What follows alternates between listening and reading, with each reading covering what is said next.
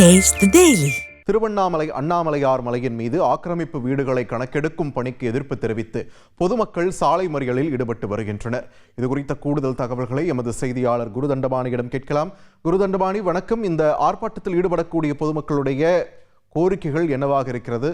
அவங்களோட பேசுவதற்கு யாரேனும் அதிகாரிகள் அங்கு வந்திருக்கிறார்களா? என்ன நிலவரம் குருதண்டபாணி?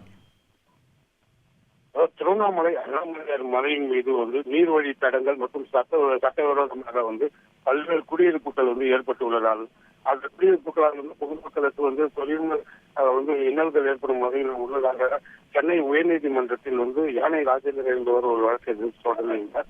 அந்த வழக்கின் அடிப்படையில் சென்னை உயர்நீதிமன்ற வழிகாட்டுதலின்படி ஒரு குழுவானது திருவண்ணாமலையில் ஆய்வு மேற்கொண்டு கிட்டத்தட்ட ஒரு 1535 வீடுகள் இது மாதிரி ஆக்கிரமிக்கப்பட்டு கட்டப்பட்டு உள்ளதாக ஒரு அறிக்கை மாவட்ட ஆட்சியர் அழுத்தத்தின் அடிப்படையில் சென்னை உயர்நீதிமன்றத்தில் இந்த அறிக்கை தாக்கல் செய்யப்பட்டுள்ளது.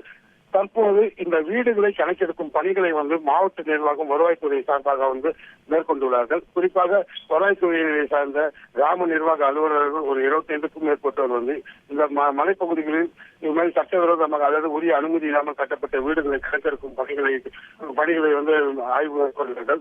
மேலும் அந்த குடியிருப்புகளில் வசித்து வரும் பொதுமக்களிடம் நீங்கள் இந்த இடத்திலிருந்து மாற்று இடம் தந்தால் அவர்கள் மாற்று இடத்துக்கு செல்ல தயாரா என்ற கேள்விகள் எழுப்பினார்கள்.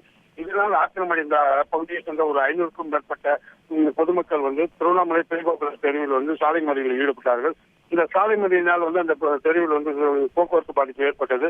இதனை அடுத்து அங்கு காவல்துறையினர் வருவாய்த்துறையினரிடம் உரிய அனுமதி பெற்று இந்த தற்போது உள்ள நிலை என்ன என்றும் மேலும் இந்த வருவாய்த்துறையினர் இந்த வீடுகளை அகற்றும் பட்சத்தில் அவர்களுக்கு மாற்று இடம் கொடுப்பதால என ஒரு பீஸ் கமிட்டி என்ற அறிவில் ஏற்படுத்தப்பட்டு அது பொதுமக்களின் கருத்தை கேட்டு இந்த பணிகள் தொடரும் என உறுதியளித்ததன் பேரில் அப்பகுதியில் உள்ள பொதுமக்கள் தற்போது சாலை மறியலை கைவிட்டுள்ளனர். உங்களோட விரிவான தகவல்களுக்கு நன்றி குருதண்டபாணி.